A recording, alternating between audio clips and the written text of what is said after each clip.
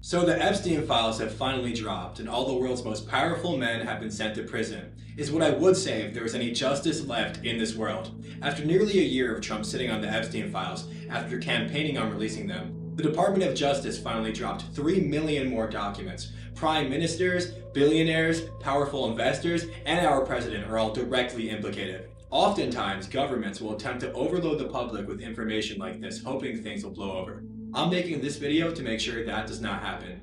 In order to truly understand the situation, I have to paint a bigger picture for you guys. So join me as we find out how Jeffrey Epstein went from high school teacher to billionaire investor in only a few years. I'll explain to you the full timeline of Jeffrey Epstein's rise to infamy, the investigation of his crimes, and his eventual capture and death. Jeffrey Edward Epstein, born January 20th, 1953, was an average kid by any standard. Those in the community knew the family as kind people with big hearts. Jeffrey was not too different. Although a bit quiet, he often found himself engaging with conventionally nerdy interests. In high school, he was a mathlete, though he wasn't anything special. His classmates reported that he wasn't too good at his job, but he really did put in the effort. Despite this fact, Jeffrey still graduated at the top of his class, graduating high school at 16 and skipping 2 grades. He went off on his way to college in early 1971, going to Current College in New York City for math and leaving without graduating. After his failure to graduate, Epstein was hired as a school teacher at Dalton School on the Upper East Side of Manhattan. Epstein had no degree or experience, yet he somehow landed this job at a prestigious private school. Regardless of this fact, he began working as a math teacher for about 2 years. In this time, he would prowl the hallways dressed in what some former students have described as a pimp.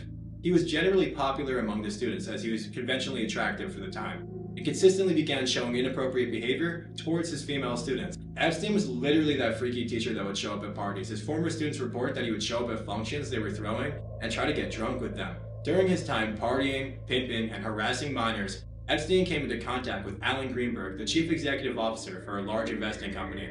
Greenberg took a liking to Epstein during a parent-teacher conference after Epstein convinced other parents to speak highly of him.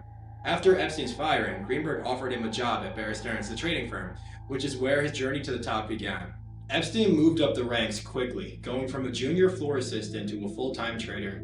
He moved to options and eventually joined the special product division. This put him in close proximity with the bank's wealthiest clients, the global elite, and set forth the seeds for the global network that Epstein would one day command.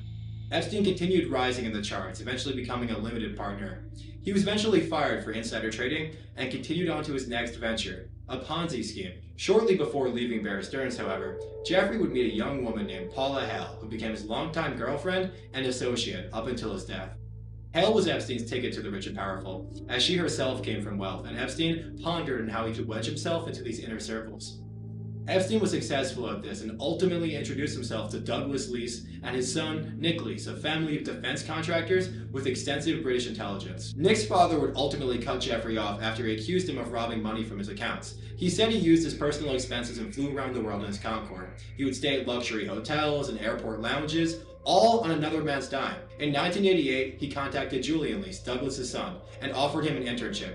He said yes, so keep that family in mind. In 1987, Stephen Hoffenberg, a man Jeffrey knew for some time, hired him as a consultant for Towers Financial Corporation, a company at the epicenter of one of the biggest Ponzi schemes in American history. The company was a collections agency which bought debt owed to hospital, banks, and phone companies. They preyed on the vulnerable, much like Epstein did for the rest of his career. Jeffrey was no longer a young kid with a dream. He was that dream, working out of a 19th century mansion on Madison Avenue.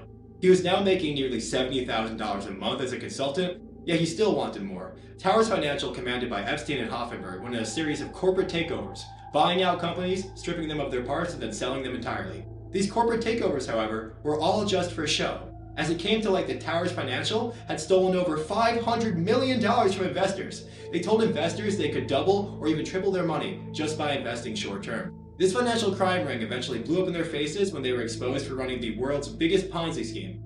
Hoffenberg was ultimately sentenced to 20 years in prison, eventually dying there in 2022. Jeffrey would suffer the same fate too, if the criminal justice system worked. Instead, Jeffrey was let off scot-free with no charges on his record. He denied all involvement and said he had no clue what was going on. Behind the scenes though, it became increasingly obvious that he was directly involved. The aftermath of the Ponzi scheme left Jeffrey Epstein filthy rich and driven to amass even more wealth.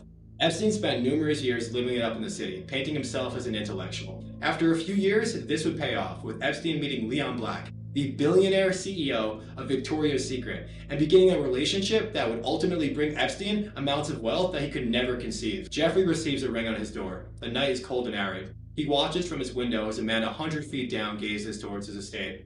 It was Julian Lease. With his newfound wealth, he could build an empire, and that is what he did. He bought real estate across America, purchased the largest single-person home in New York City, which was formerly the Iranian embassy, and most importantly, purchased a small island in the Caribbean named Little St. James. This is where the video is going to start getting faster, as I recount to you the chronological order of Epstein's crimes and conviction. In part 2, I will continue into how he made these connections, who was implicated, and what it means for the future of politics worldwide. One day, two women were arguing in class, calling each other prostitutes. The school investigated the situation and found $300 in one of the girls' bags.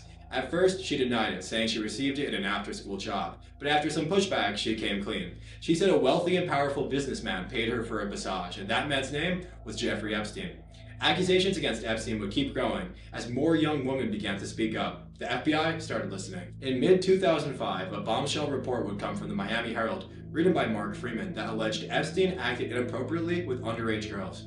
They interviewed both victims and law enforcement and painted a picture of Epstein far different than New York's favorite bachelor, as he was described by magazines. On July 24, 2006, the FBI would officially open its investigation into Jeffrey Epstein. This investigation would span about 2 years and would take in witness reports from all across Palm Beach, where victims reported both Epstein and other elites engaging in sexual acts with them. In 2008, Epstein accepted a controversial plea deal by attorney Alex Acosta, who then served as Trump's Secretary of Labor during his first term.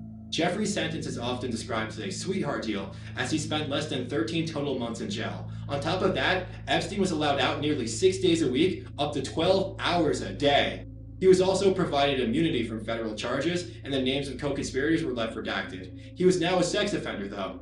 All things considered, Epstein got off fairly scot-free. In 2009, the FBI caught Alfredo Rodriguez, Epstein's former house manager in a sting operation trying to sell his black book. The book contained the names and contacts of all the wealthy, powerful elite that had been implicated in his trafficking ring. Rodriguez, however, made the mistake of trying to sell that book to a man who was an undercover FBI officer, leading to his arrest. He was charged with obstructing justice, and the book would never see the light of day again for another 15 years. On December 6, 2018, the FBI officially opened its investigation into Epstein, following years of collecting information from victims all across America. The growing number of both civil and criminal lawsuits against Epstein were putting pressure on the government, and now it was time to act. The Southern District of New York began its investigation into Epstein, and this led to his eventual downfall. When the Miami Herald revisited the story in 2018, public interest was further renewed. Upon looking into Epstein, prosecutors were met with a nearly endless pile of both evidence and connections to the world's most powerful. He was no longer a protected figure, and his status as the world's most quiet billionaire vanished. The sky was bright, and the sun glistened off the windows of his private jet. The day was no different than any other. Jeffrey was taking a routine flight from Paris to New Jersey on his luxury jet, colloquially known as the Lolita Express. This bliss, however, would be short-lived for Epstein, as the second his plane touched the ground, he was ambushed by federal agents. On July 6, 2019, Epstein was officially taken into custody. A reign of terror had finally ended, and America's children are finally safe. Or so we thought. Epstein was sent straight from New Jersey to New York and held in Metropolitan Correctional Center in Manhattan, only a couple miles from where he previously owned the biggest residence in the city. The sky was dark and justice loomed in the air. Or so we thought. Due to the severity of Epstein's crimes, his former non-prosecution agreement, bartered by Acosta, was thrown out. At 1:27 a.m. on July 23, 2019, Epstein was found unconscious in his cell with injuries around his neck. His cellmate was interrogated but denied any harm to Epstein. After an investigation, it was deemed that Epstein had inflicted these injuries on himself. Anonymous sources also alleged Epstein staged this incident purposefully to be transferred. This incident led to Epstein being put on suicide watch. He was observed nearly 24/7 with open windows, blaring lights, and an empty room free of sharp objects. After about a week, Epstein was spontaneously taken off of suicide watch and taken back to the security housing unit where high-profile prisoners were found. He had constant check-ins every 30 minutes with officers constantly reassuring his well-being. Epstein left an alleged suicide note, complaining about his conditions. However, it was contested by many sources. On August 9, 7:49 p.m., Epstein was described as being in good spirit and upbeat by his prison guard. The two guards on the night of Epstein's death allegedly fell asleep at their desks and they were unable to fulfill their duties. On top of this, the cameras allegedly both misfunctioned at the same time as well, leaving the facility without detailed footage of the night. Shortly after 6:30 a.m. on a cold August morning, Epstein was found unresponsive in his jail cell. It was ruled a suicide. Guards alleged that he seemed to have been dead for hours. According to new documents, Epstein's body was allegedly transferred in a private van while a double was used to trick the media and coordinate an exit plan for his corpse. And that's where this story ends, or so we thought. In recent months, both the story around Jeffrey Epstein's death and the motives for why somebody would want him dead have come back into the public consciousness. When we got those 3 million documents, we thought we would have answers, but little did we know we would be left with even more questions. Time and time again, the government has failed both the victims and the people, letting this man prowl unregulated for years, preying on the vulnerable.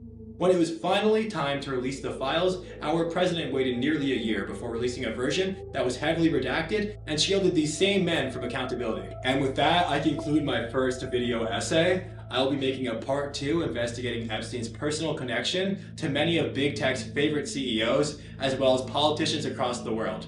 I will analyze how Epstein developed this network, what made it function well, and how we can prevent something like this from happening in the future. And with that, this has been Ben Gold. Thank you guys so much for tuning into my first episode. The next one will be way better. Thank you for the support. Ben Vlogs Nation, Z-Span Network. We up there.